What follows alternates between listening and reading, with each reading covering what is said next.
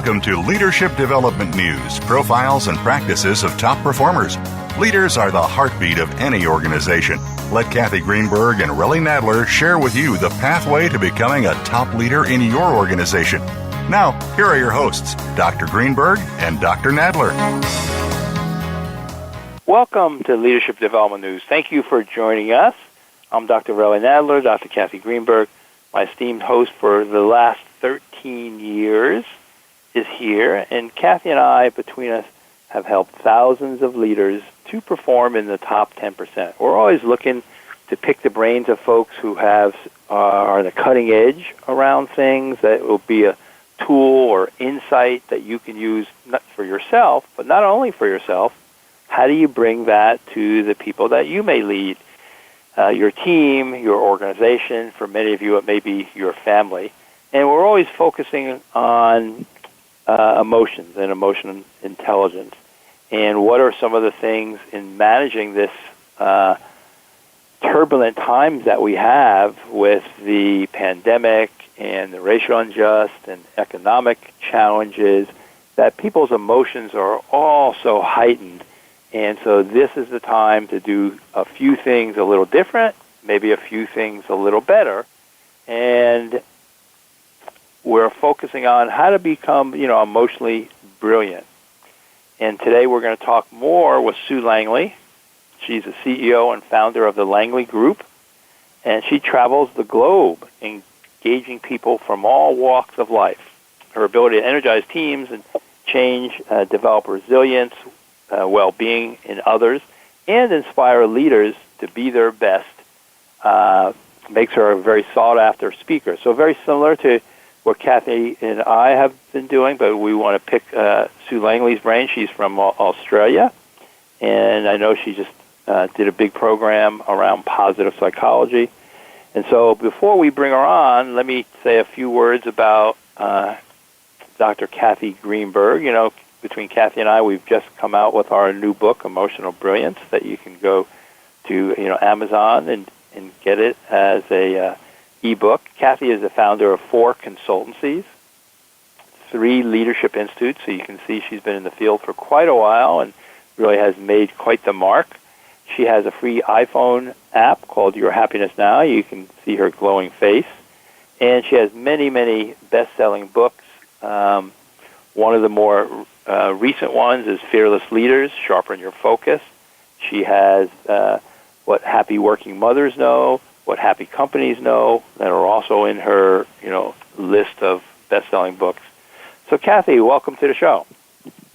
Thank you, Relly. It's very sweet of you. It's so incredibly, I want to say motivating to think that we have been doing this for 13 years, that we have over 4 million listeners, and it's just amazing that we started this a conversation about positive psychology and emotional intelligence, and it's been a great 13 years, and we've just moved into our new year with Voice America, so I'm looking forward to an exciting new year together. So before we get started and bring Sue on, I'd really like to make sure that our audience, whether you've been with us for a while or you're a new listener, knows who my favorite co-host is, and that's Dr. Relly Nadler.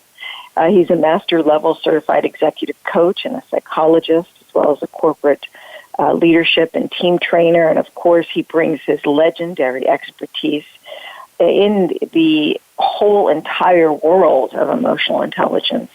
And we'll get into that subject in a few minutes with Sue. But he brings that expertise to all of his relationships, his keynotes, of course, his consulting and coaching.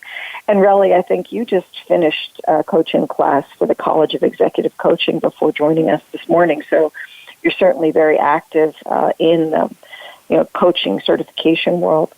He is also the author of 7 books, including our new book, Emotional Brilliance, How to Live a Stressless, Fearless Life. And he's also published a book specifically on the subject of physician burnout. But as many of you know, in the past couple of shows, we've been talking to folks in law enforcement who are also suffering from burnout. So we're finding a lot of cross paths these days between the healthcare industry and burnout and law enforcement and burnout. So we'll talk more about that in future shows. But of course, Relly also has an iApp. It's free. We both believe strongly in adding value to people's lives, and hopefully Leadership Keys, with all of its videos and hundreds of tools and strategies to be your best, will be one of your favorites from the App Store. It's based on his book, of course, Leading with Emotional Intelligence, which is a mainstay for almost everyone these days. And as we bring our guest on, Relly, I guess what I'd like to make sure is everybody knows how to contact us. You can reach Relly at drrellynadler.com. You can email him at relly@drnadler.com. You can reach me at drkathygreenberg.com and Kathy at drkathygreenberg.com.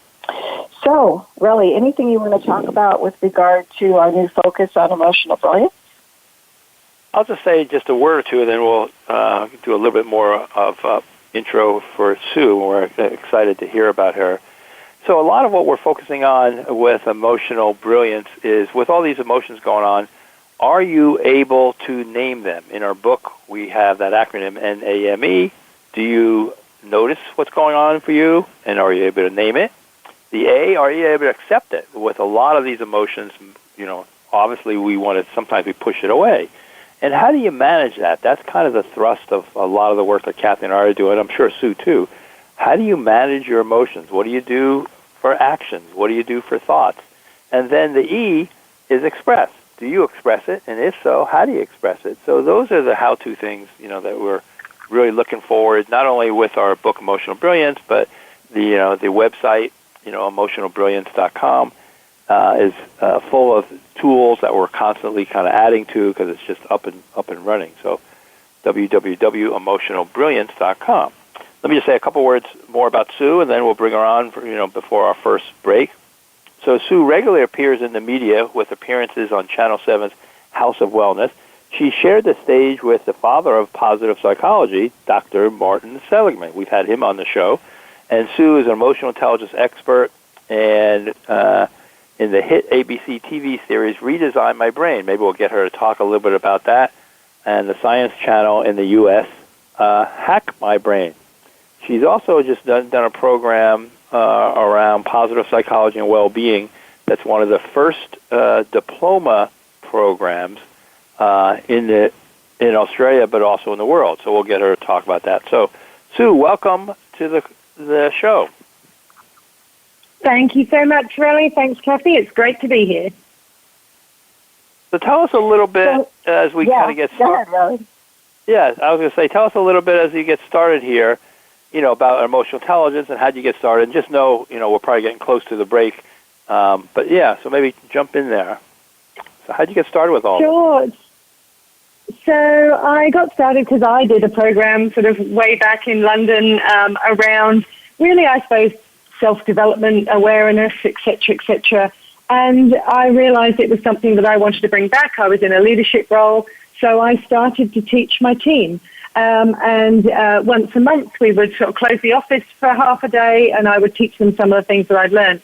And I found, ironically, our sales doubled 2 years running, even though I wasn't teaching them sales or customer service training. I was purely teaching them about how to handle emotions as they came up. And it clearly made a difference to our performance. So I then started my business once I moved to Australia in the area of EI, positive psych, and most importantly, the neuroscience. So what goes on in the brain behind all of that.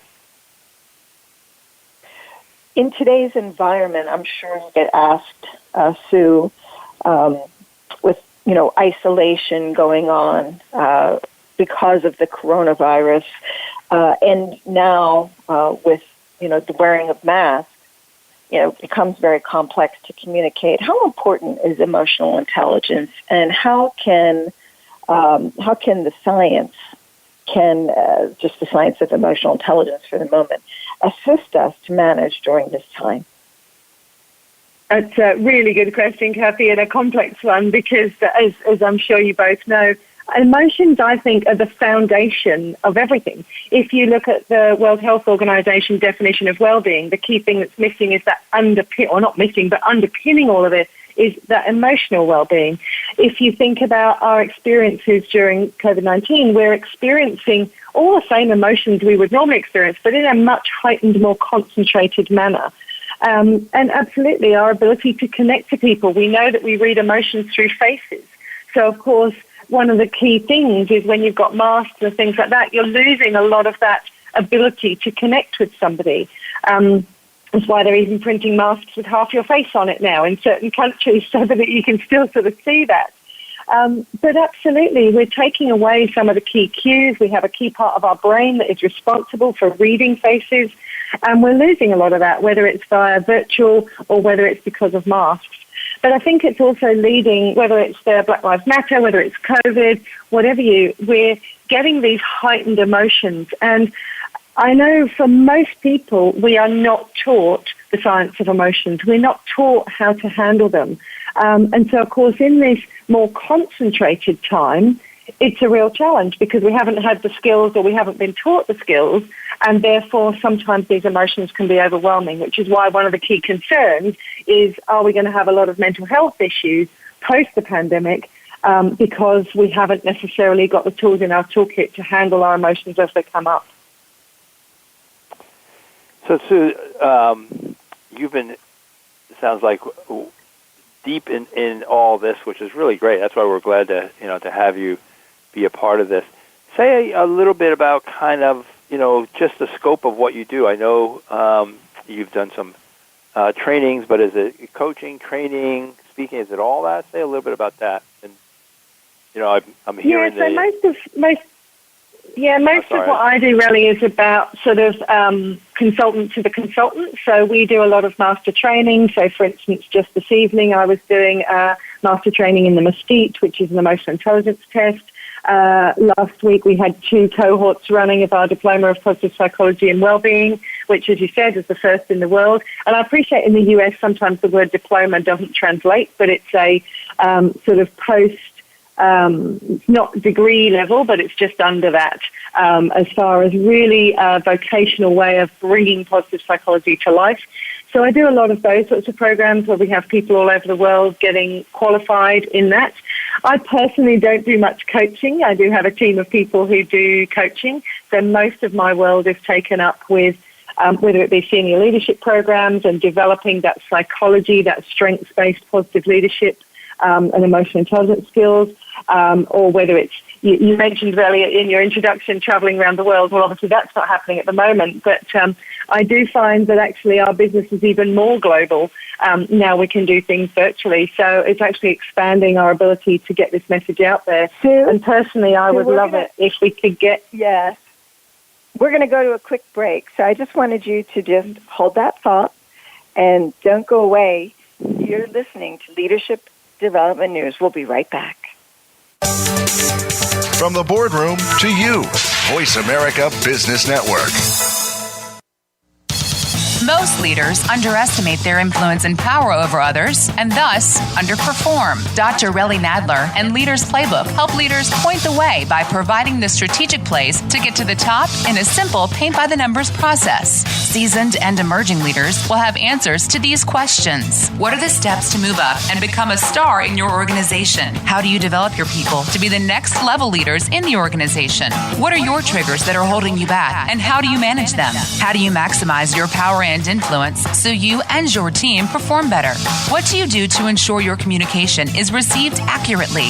How do you delegate effectively? How do you develop strong relationships across the organization? Emotional intelligence training, coaching, books, and tools by Dr. Nadler are available at his website, www.truenorthleadership.com or 805-683-1066.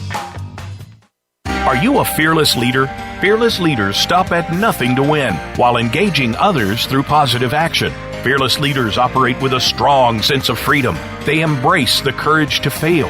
They respond to challenges with resilience. They operate from a higher consciousness, and they excel through a mindset for success to increase everyone's ROL, or return on leadership.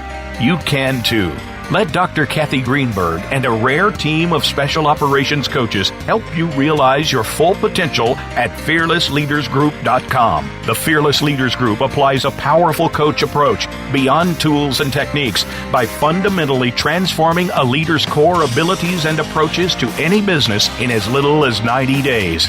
Act now and receive a free bonus. Go to fearlessleadersquiz.com. Take the free assessment and find out what you're truly capable of. Go to fearlessleadersquiz.com to find the fearless leader in you and discover how being fearless truly equals freedom. We're always talking business. Talk to an expert. Call now, toll free, 866-472-5790. That's 866-472-5790. Voice America Business Network.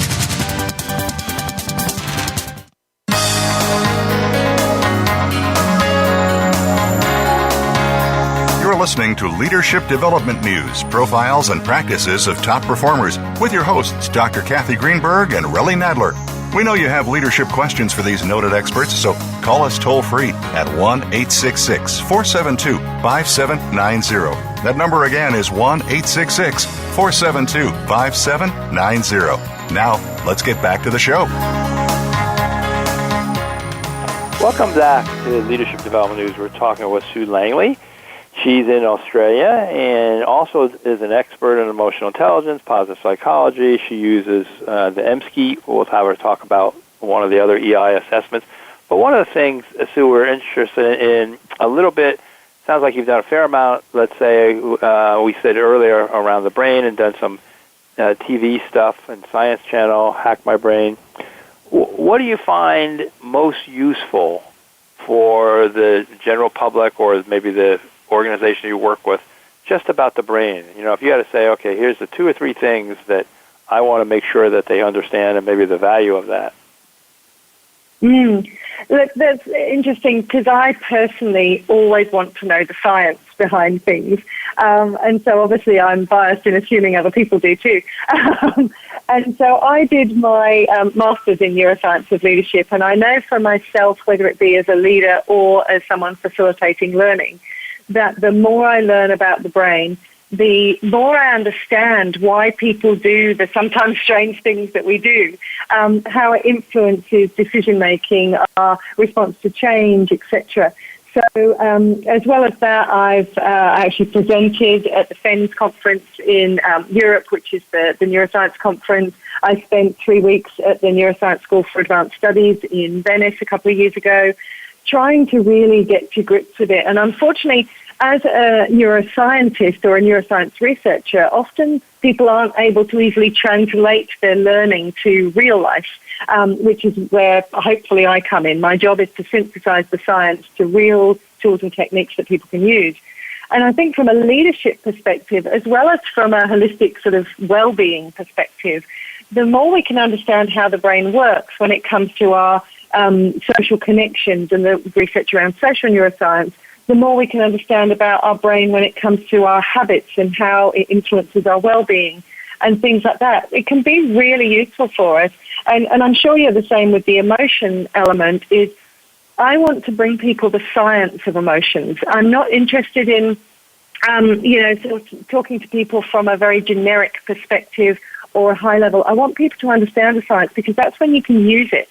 And I know myself, I had to have one of my cats that I've had for 19 years put down on Saturday, and obviously there was an experience of grief. And so for me, actually understanding the science, understanding what I'm experiencing, stops me judging myself from, okay, so you just burst into tears. Okay, you're experiencing sadness, grief, loss. Yes, you've lost something you value. That's cool. That's what the science tells you. Are you going to pretend, oh, you shouldn't be so sad about this? It's just a cat, blah, blah, blah, and try and judge my emotions? Or do you go with it? And then I put various strategies in place so I didn't keep bursting into tears over the next 24 hours so that I feel that I've managed those emotions, to your point earlier about managing and handling them, but also honoring, and it's a phrase I use all the time around the science, is get comfortable with the uncomfortable emotions. Sometimes it's really important to sit with your sadness, to sit with your grief and allow it to pass, same as if you're anxious over going back into the office with COVID. it's sometimes really okay to sit with the discomfort and not assume we've got to get rid of it. And again, we know from a neuroscience perspective, the more you try and pretend that you're not feeling something, the more likely your brain is to keep reminding you that you're feeling it. It's called ironic mental processing. So understanding how the brain works and understanding the science of emotions, the science of well-being, can just help us put tools and techniques into practice much more effectively. As you're talking, Sue, I just want to resonate with everything that you've said. I mean, my behavioral science background stems from the study of our early ancestors, monkeys and apes. So I worked in a neuroscience lab for a decade before I worked with human beings. And so I find it quite humorous sometimes, really, will tell you, when I see people doing behaviors that obviously I've seen before in non-human primates. And what I find the distinction is, and I think our audience would appreciate this, the distinction is in the lack of judgment.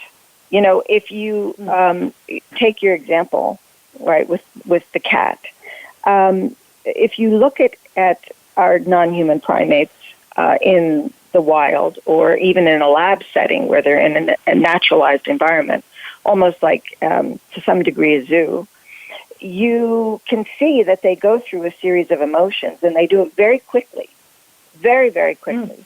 They could spark, right, some aggression over some food, and that will go away very quickly.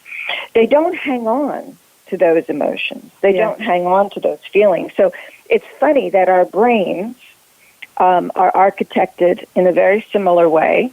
What makes us distinctively different is the social settings in which we operate. And to me, that's where the emotional intelligence can fall apart.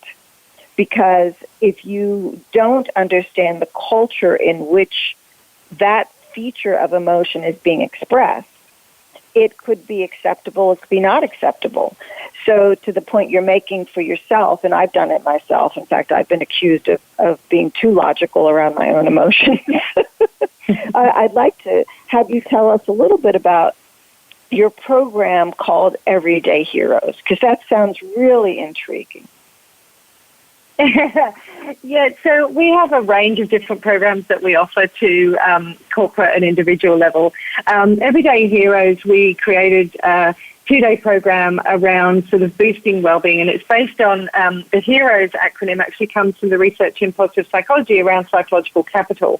So some of you may know HERO basically stands for hope, efficacy, resilience, and optimism. And those 4 things, when analysed statistically, Fred Luthens and Bruce Avolio did a lot of research around different components of well-being that are taught, and they found that those 4 in particular are greater than the sum of its parts. So if you can embed and implement strategies around those 4, you will get bigger bang for your buck than employing one of them separately or other things in isolation altogether.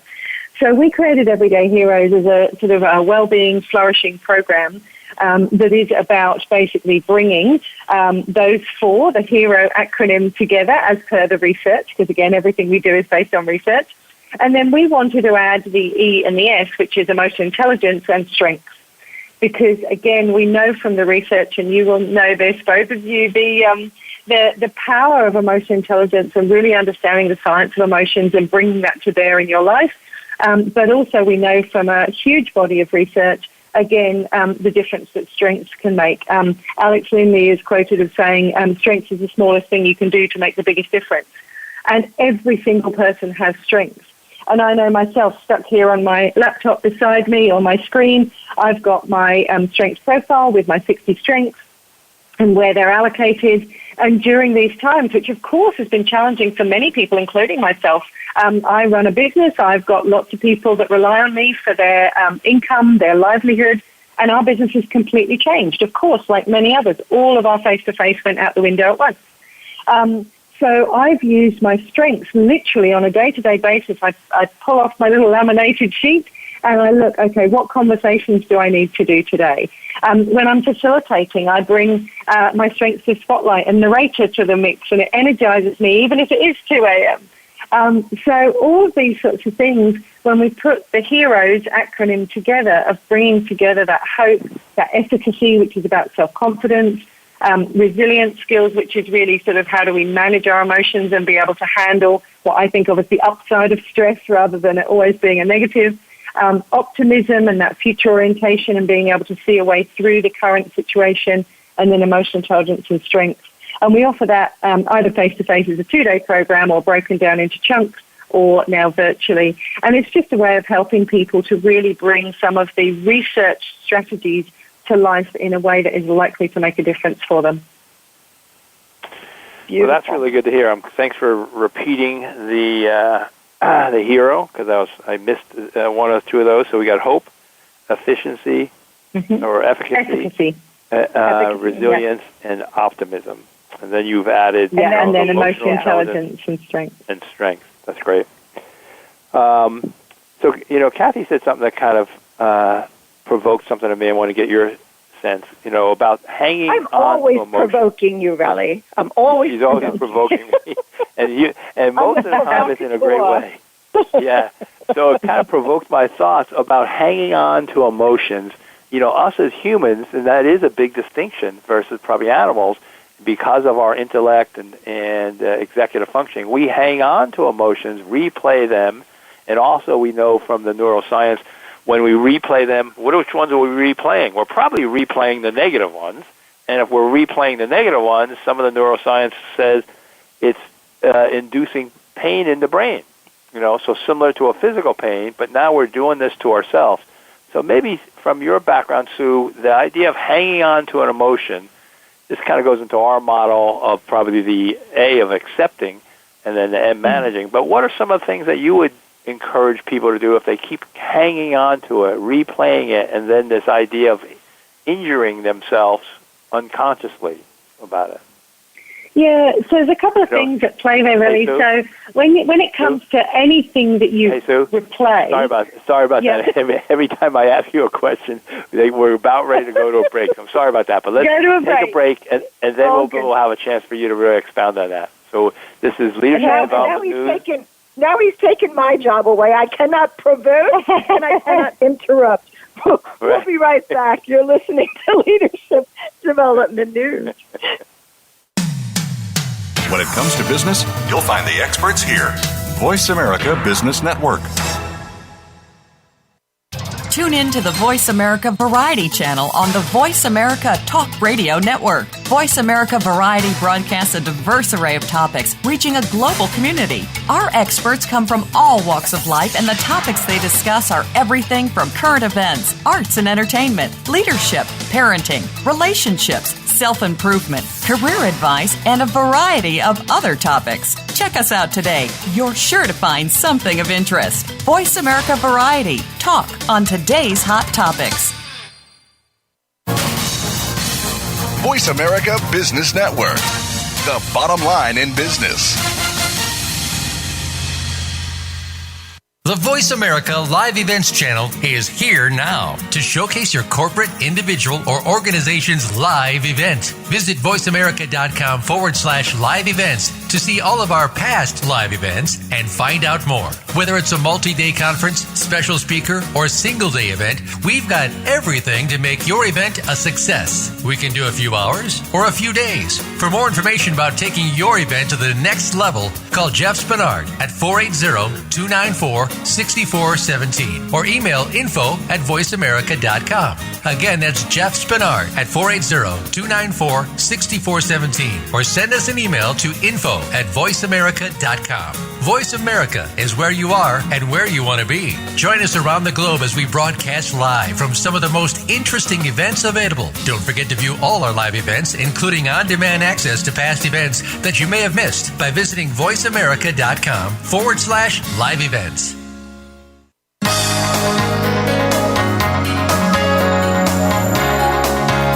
You're listening to Leadership Development News, profiles and practices of top performers with your hosts, Dr. Kathy Greenberg and Relly Nadler.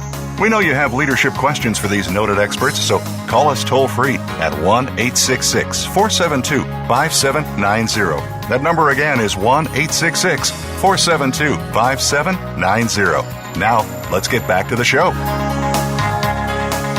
Welcome back to Leadership Development News. We're having a good old time here with our friend Sue in Australia. It's only about 2:30 in the morning there. We're delighted that she's able to stay awake long enough to have a conversation with us. So, Sue, before we went to break, Relly asked a really, I think, I don't want to use the word provocative, but a really insightful question about the human condition and emotional intelligence. And from somebody who's been studying this, from multiple different ways and who's scientifically prepared for many of these behavioral reactions, why do you think we as humans hang on to these emotions longer than they are meant to serve us? Yeah, look, it was a good question from Relly, actually, with a very complex answer. And then thank you for adding that, Kathy. So I think there's a few things. One, as you mentioned, we have, in theory, a more developed brain, which means we have this wonderful prefrontal cortex that allows us to do amazing things, such as anticipating the future, ruminating on the past, all sorts of things, the complexity of thinking that we can do, of manipulating information in our mind. And because of that wonderful stuff, it also means we can get caught up in some of the negative stuff. So if you are somebody who's awake at 3 a.m. and you find yourself ruminating or stressing over a particular issue that's going on in your life for an hour and a half before you fall back to sleep, that's the wondrousness of your brain able to do that. But unfortunately, what it does to us, then it continues that emotion. So we hang on to the thoughts, which then continue to hang on to the emotion. And we know from a brain perspective, the limbic system in particular has a cluster of neurons in there called the basal ganglia, which is linked to our habits. And some people sometimes miss the fact that when you talk about habits, it's not just habits of behavior. It can be habits of thought. It can be habits of emotion. So if you spend a lot of time going over and over and over and over and over on a particular theme, a particular thought, or spend a lot of time in a particular emotion, just like any neural connection, you are strengthening that neural connection. So it's easier for your brain to go back there. So if you think about that from a habits of emotion perspective, one of the things that you can teach people is obviously from a cognitive perspective, the various phrases people use, learned optimism, cognitive reappraisal, reframing, all of those sorts of things which allow us to flip our thinking. But if your brain is what I think of as low on fuel, so from a neurobiological perspective, if my brain is low on the chemicals that it needs in order to work well, my prefrontal cortex is not going to be fueled up enough to challenge that emotional part of my brain that's going, I feel this and I feel that, and oh my goodness, what am I going to do? The prefrontal cortex almost hasn't got enough fuel. It's like a car stalled on the side of the road. It's kind of like, I don't know how to handle this, because our habits in the limbic system have sort of taken over. And it's one of the reasons that we often talk to people about, yes, we need cognitive tools, little acronyms that can help us, as you said, go through various things. But sometimes it's the physiology of emotions that is really useful to tap into. So we can hang on to those emotions in our body, or we can use our physiology to try and shift those emotions. And on our Mesquite accreditation this evening, part 1, that was one of the first activities we did, of getting people to experience an emotion through our body. When I've been running webinars on handling emotions in uncertain times, one of the first things we talk about is where are we feeling those emotions and how are they showing up in our body? Because we know from a physical sensation and also a neurobiological, with all the chemicals that are produced, it changes the makeup of our body. And we can use, therefore, our body to shift our emotions, as well as using our thinking to shift our emotions. So I don't know if that helps. It doesn't answer all of Relly's initial question, but it certainly answers that part about hanging on.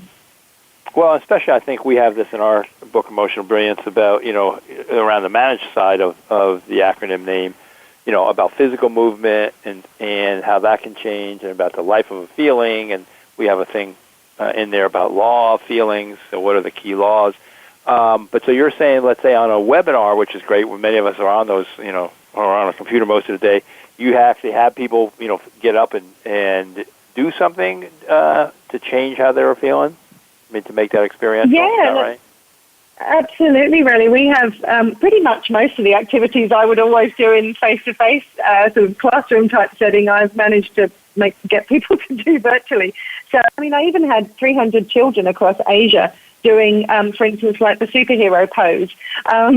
So there is ways of just experiencing it. But even if you just think of something that happened to you previously that generated a negative emotion, if you stop and you reflect on that for a while and see if you can recreate the emotion, you'll start to feel it in your body. Yeah. And we know that, for instance, what are traditionally classified as negative emotions, I'm not saying they're bad, but traditionally classified as negative emotions, they generally have some form of physiological contraction.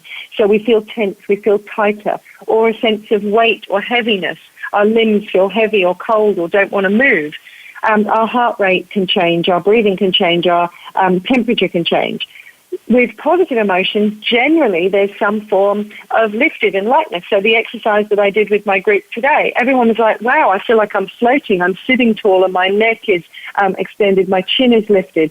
My breathing was more expansive and open because we feel lifted, we feel lighter.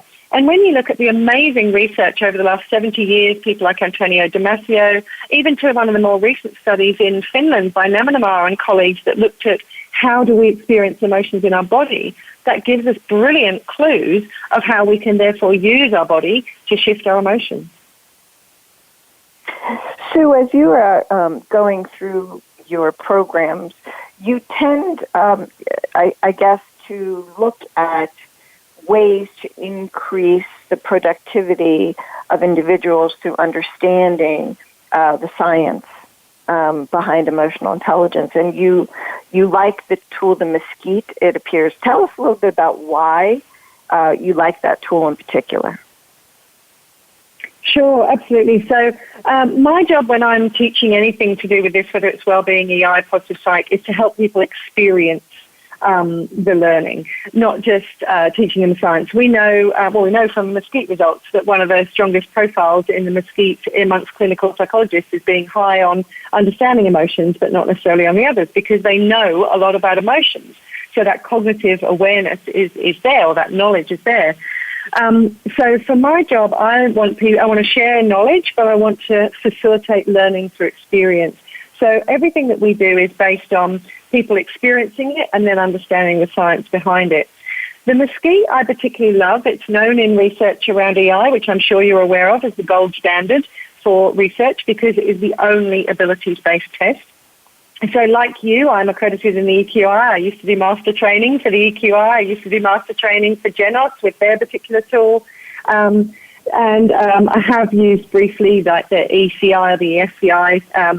But Mesquite, for me, the reason I really love that is because it's the only abilities-based model out there that is based on pure EI, so the original researchers that coined the phrase, that operationalized the term emotional intelligence, seeing it as the intelligent use of emotions.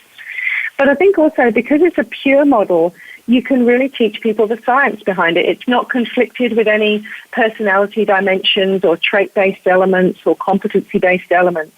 So I really love it for that. The other reason I really love it, and if anybody would like to know more, they're more than welcome to reach out, because if you are in the leadership space, if you've been a leader for a period of time, for instance, you will have done every test under the sun. You will have done your DISC and your MBTI and your LSI and your HDBI and a whole range of other tools. And the thing that I have learned that when people sit down to do the Mesquite, because it is so distinctly different, it makes people sit up and take notice. It also, to be honest, can provoke a little bit of tension for people when they get their results because it is an abilities-based test. So what does that mean? It means just like an IQ test, there is a righter or wronger answer, if you like. And so that can be a little confronting. It is actually a test. It's not an inventory. It's not a diagnostic. It's not an assessment. It is a test. And there is a better score and a not-so-good score. And, of course, that can be a little confronting, but I really like it from a leadership perspective because we know it's a fairly accurate tool around someone's ability, not just what they perceive their ability to be. And if you take that into the sporting field, if you ask me on a scale of 1 to 7 how good I was at running 100-meter hurdles, you wouldn't ask me my opinion, and I go, I think I'm awesome at that. You'd actually get me to run it, and you'd time it. Well, that's a bit like the Mesquite compared to a self-report. I'm not telling you how good I think I am at managing emotions or perceiving emotions in others, etc. I'm actually being asked to do it. And that's one of the reasons I love the Mesquite. And I love doing the certifications, even virtually, because we really help people not just with the tool of how do you use it, but actually with the science of emotions behind it. And we're probably the only provider that does that, which is why our program is a little bit longer, because we insist on putting the science of the emotions behind it before you get to do the tool.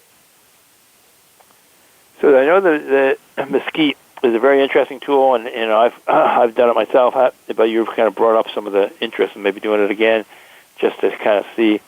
And I know in dealing with corporate folks, time is always of the issue. And so there's a little bit, at least my sense, and this is a little bit biased, but get your take on this, Sue, of, they don't have much time. And like you said, all the assessments that you ran off, we're trying to get them to do more assessments, and like, oh, come on, they get assessment fatigue.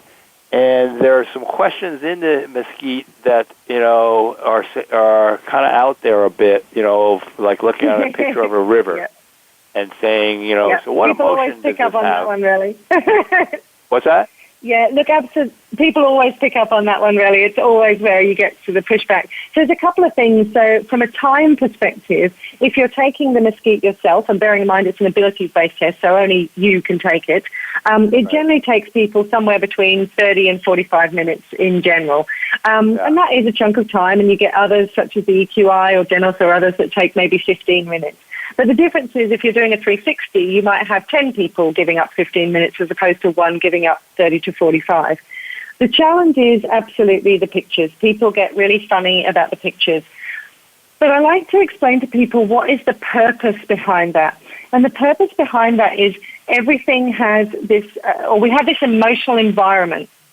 And yes, they use images of various things like a pool or rocks or a bush or something like that, or particularly artistic designs in the test at the moment. It is being refreshed as far as the images are concerned. But it's really about, let's take a leadership position for a moment. If you're in a leadership position and you've got somebody in your team who is new, more introverted in preference, is coming up for their 3-month review, you would consider where you have that 3 months. Yes. I'm gonna ask you to just hold that thought, and I want you to finish when we come back, so don't lose it. We'll be right back. I will keep it. You're good.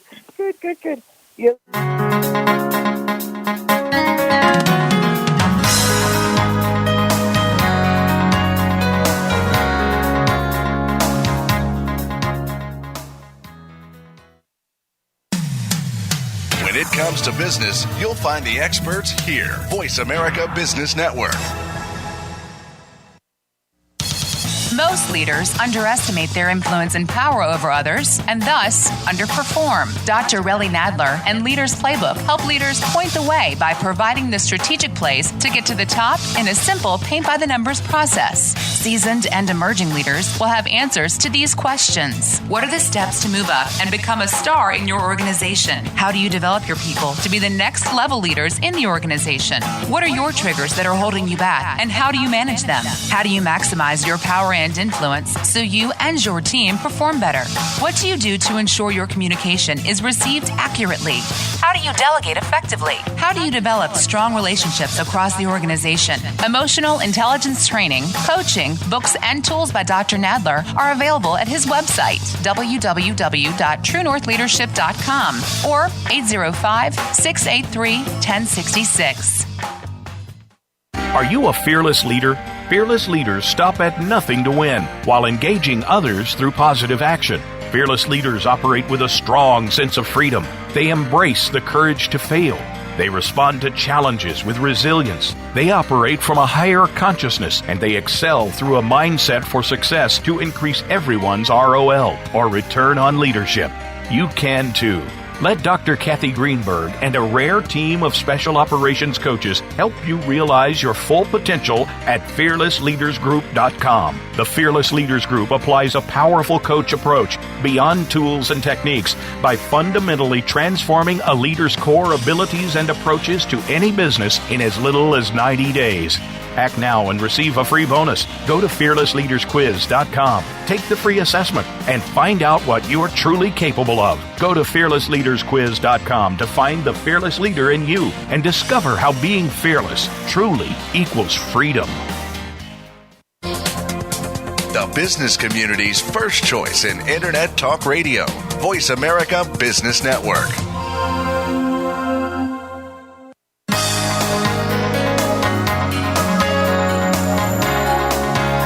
You're listening to Leadership Development News, Profiles and Practices of Top Performers with your hosts, Dr. Kathy Greenberg and Relly Nadler. We know you have leadership questions for these noted experts, so call us toll-free at 1-866-472-5790. That number again is 1-866-472-5790. Now, let's get back to the show. Welcome back to Leadership Development News, Profiles and Practices of Top Performers. We're talking to a top performer in emotional intelligence, positive psychology. SueLangley.com is probably the easiest one to remember to get a hold of her. And then, Sue, any other website you want to share before we jump into this question? Yeah, sure. So if people want SueLangley.com, we'll tell you about me, or the Langley Group, langley.com.au. We'll tell you about the organization and where you can get Mesquite accredited, etc., as well as other things. Or if you're interested in our diploma of positive psychology and wellbeing, then it's langleygroupinstitute.com.au. Great. So before we had to rudely interrupt you to go to a break, you were talking about the Mesquite, and that takes 45 minutes, and it was a good example that people could be doing 360s, and so just to one person. But say a little bit more about how you kind of promote that, especially around the time issue, for folks, because if they do want to do that, that usually becomes an obstacle. Yeah, well, as I say, I personally think the investment in time for one person is valuable. If you're doing a 360, yes, it's split across people. But again, if we come back to your question, particularly about the challenge around the pictures, as a leader, you will know if you are having a review conversation with somebody in your team who's new, more introverted, shy, quiet, and it is a 3-month review, you will consider the office environment or the situation that you have that conversation. If there's somebody in your team who's more extroverted, they've been there 10 years and it's just a quick catch-up, you may consider a different environment, like the coffee shop downstairs or something like that. But equally, if it's a serious performance conversation around behavior, you will consider the environment that you have that conversation. So we know that environments have emotional contexts, and the picture component, which people often get hung up on the Mesquite, is basically highlighting, are you aware of the emotional context of your environment? And again, the reason I love the Mesquite is because if you're using it for recruitment for senior leadership positions, you can't use a self-report for that, because we know people are not good judges of their own IQ, let alone their own EI. So I think that's one of the reasons that I do like to use that tool. It is robust. It is considered, as I say, gold standard in research.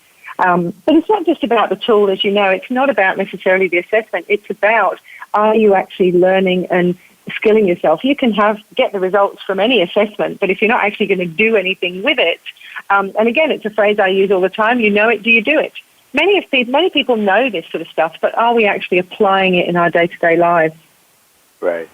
So just tell us, what is next for you that you're really excited about? I really want to change the world, which I know sounds ridiculous. But we had a lady who, we did some reviews of our diploma, and there was one particular participant, and it's on our little video, that she said, can you imagine what the world would be like if everybody did this course? And it's not just about the course, it's about the learning. And I suppose I see so many challenges in the world at the moment that are actually driven by emotions. Emotions drive so much. They drive whether you can be bothered to get off your bottom and go for that run that you promised yourself that was good for your well-being. They drive whether you push yourself on that run to do things more. They drive whether you pursue your goals. They drive how you interact with people. They just drive all of your decisions, behavior, performance, etc.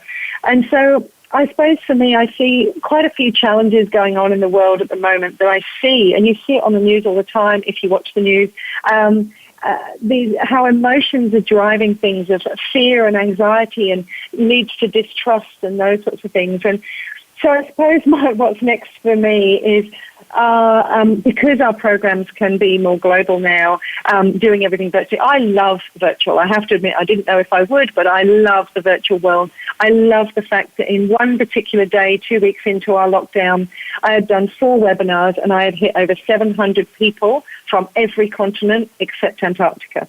So for me, I really want people to know the science. I want them to be able to use it and understand it because it will change your life. It can't help but change your life. And I would love to change governments, policies, communities, all of those sorts of things. And how I do that might be one person at a time. So, Sue, very Lovely. inspiring. I love your mission. I'm sure our audience does. So we're going to end it in a moment. But so here's a question. So what's the best thing you do for yourself? We talk about top performers and being a top performer. We're always interested. So if you were to say, for me to be my best, here's what I do. Well, there's the practical things that I try and make sure I look after the basics of what the brain needs, eat, sleep, and exercise. So I do try and look after those sorts of ones. I'm not perfect, but I'm generally vegetarian. I don't particularly drink much. I don't smoke. I try and exercise, all of those basic things. But to be honest, if I had to say what do, I use the science. And I know that might sound sad, but I'll give you an example. So when I was in Venice, one of the weeks that I spent with the neuroscientists, literally the leading neuroscientists around the world, one of the weeks was on the microbiome, so the bacteria in and on our body and how it influences our mental health and our physical health, etc. And at the end of the week, I asked the faculty leader, who I won't name, but is literally the most experienced neuroscientist in the field of microbiome, the leading neuroscientist. And I asked him, so you know more than any of us in the room about this topic. What have you changed based on what you have learnt? And without meaning to judge, he wasn't physically the most athletic person. Not that I'm judging that, but that just gives you a bit of a picture. And he said, that's interesting. He said, I guess I'm just more aware. And for me, that's not enough.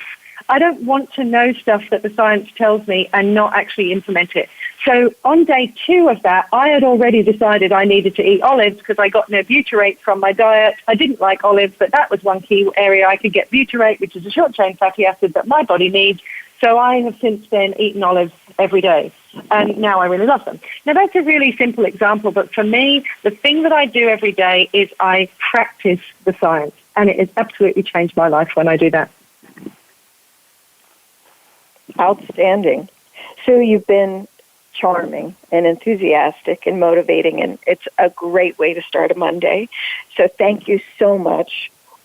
We are delighted to have met you, and I'm sure we'll have a continuing relationship. I would love to thank all of our listeners for tuning in and to tune up your own performance right here with Relly and I on Leadership Development News. So come back soon. We'd love to hear from you. Thanks, Kathy. Thanks, Relly. It's been a pleasure. Thank you, Sue. We really appreciate it. You've been listening to Leadership Development News, profiles and practices of top performers with your hosts, Kathy Greenberg and Relly Nadler. We sincerely hope that you gained some great ideas and inspiration on how to elevate your leadership skills. Join us again next Monday at noon Eastern Time and 9 a.m. Pacific Time right here on the Voice America Business Channel.